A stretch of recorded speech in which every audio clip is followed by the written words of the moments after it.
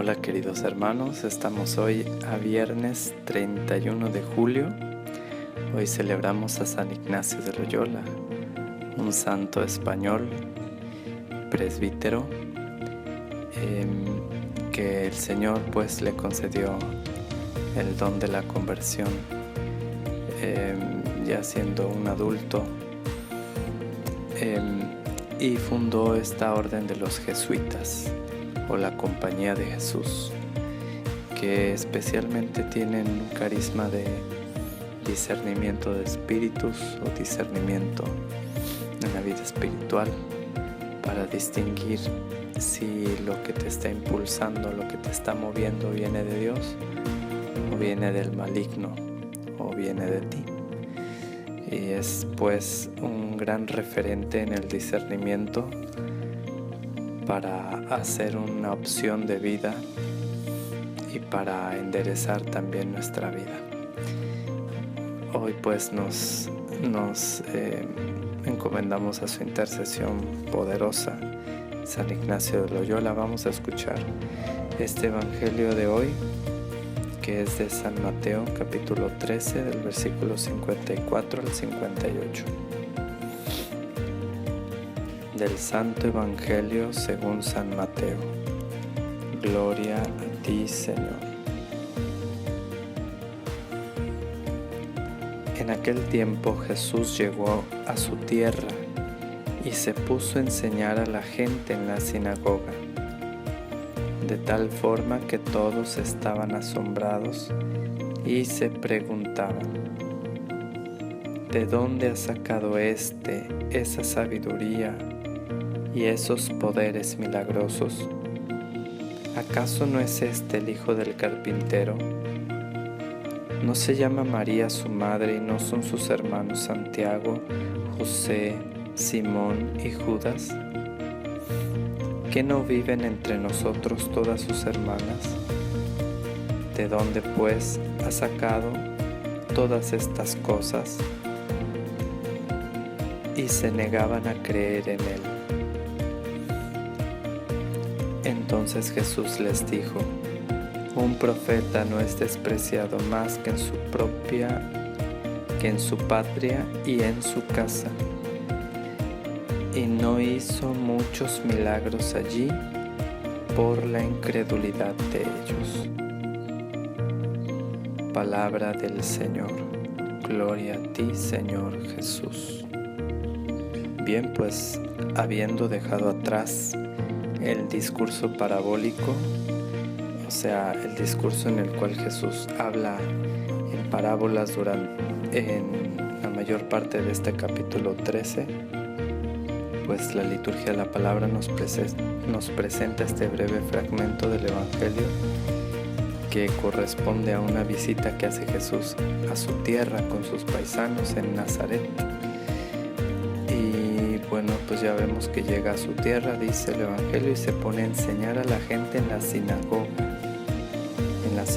que era el lugar donde los judíos escuchaban la palabra, leían pues algún texto del Pentateuco, de los 5 primeros libros de la Sagrada Escritura, y un fragmento de algún texto de los profetas, y después lo comentaban. Y dice que todos estaban asombrados y se preguntaban: ¿de dónde ha sacado esta sabiduría y estos poderes milagrosos? ¿Acaso no es el hijo del carpintero, o sea, José? ¿No se llama María su madre? Y o sea, ellos lo conocían de chiquito, pero obviamente no conocían completamente el misterio de Cristo, porque quizá muchos no sabían que había nacido en Belén, y obviamente no sabían que es Dios, ¿no? Y bueno, quiero aclarar también una cosa que parece casi obligada de comentar siempre que se escuche un texto semejante a ¿no? Porque porque también dicen que no son sus hermanos Santiago, José, Simón y Judas, que no viven entre nosotros todas sus hermanas.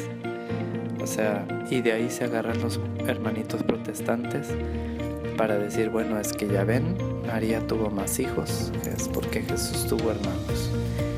Y bueno, ya varias veces lo hemos aclarado, pero ahorita solamente brevemente para aquellos que no lo han escuchado, que pues cuando en la Sagrada Escritura, en el tiempo de Jesús se habla de hermanos, o en el tiempo también de Abraham, de Lot, se habla de hermanos, no es lo mismo que nosotros, no es la misma expresión, porque nosotros ordinariamente cuando decimos hermano, pues hablamos de un hermano carnal, ¿no? Y bueno, para el judío hablar de hermano podía ser sobrino, primo, pariente, ¿no? Por eso en el Génesis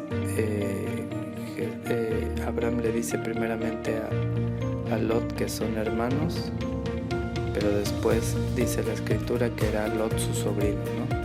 Entonces, bueno,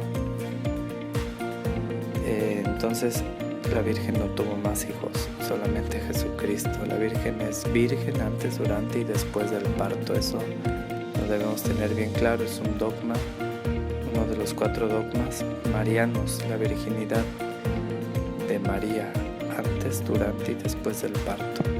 Y en la concepción virginal de María, ella es madre de Dios.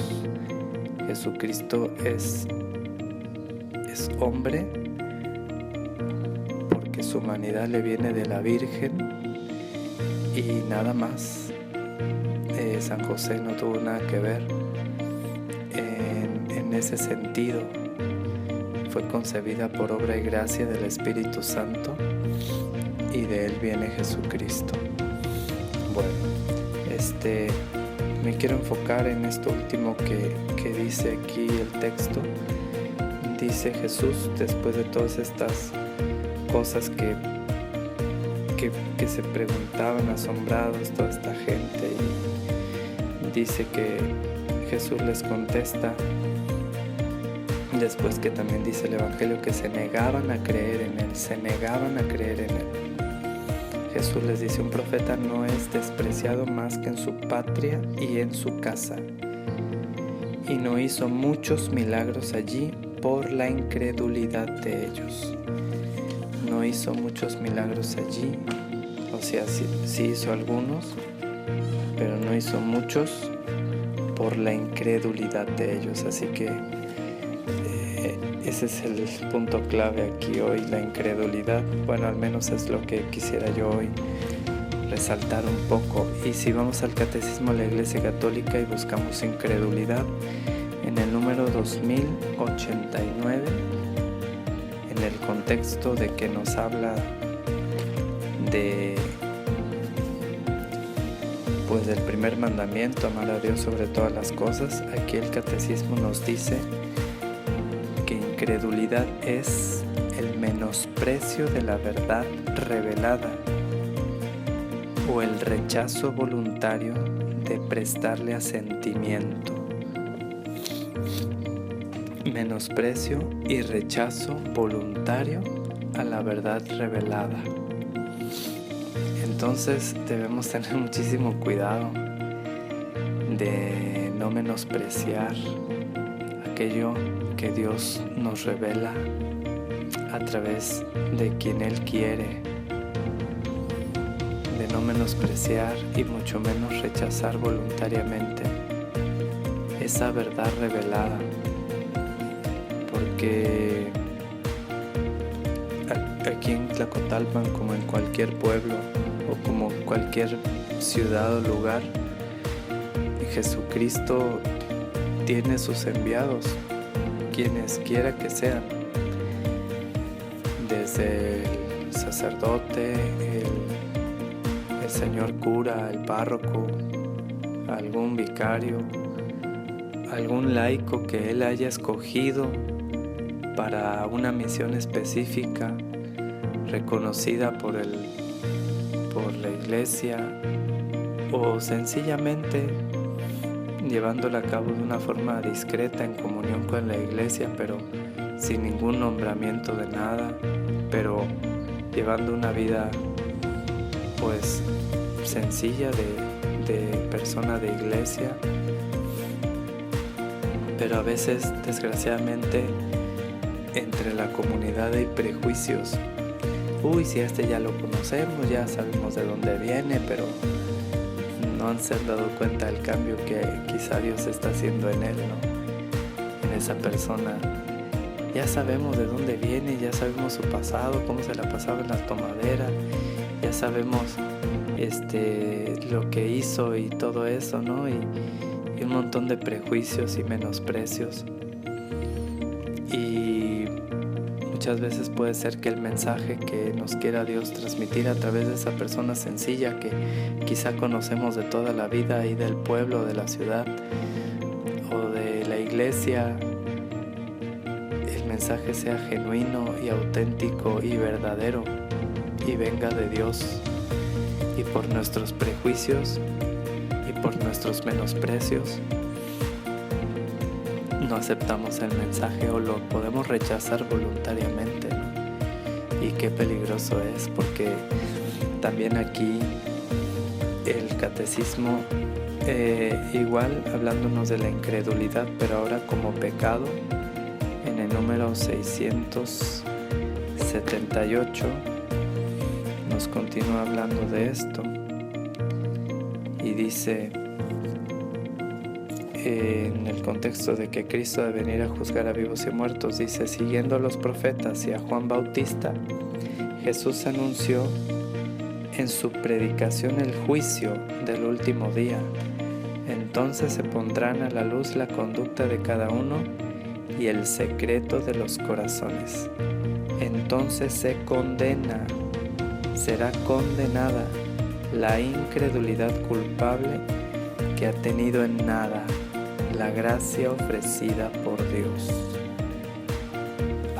O sea, será condenado nuestro menosprecio de la verdad revelada.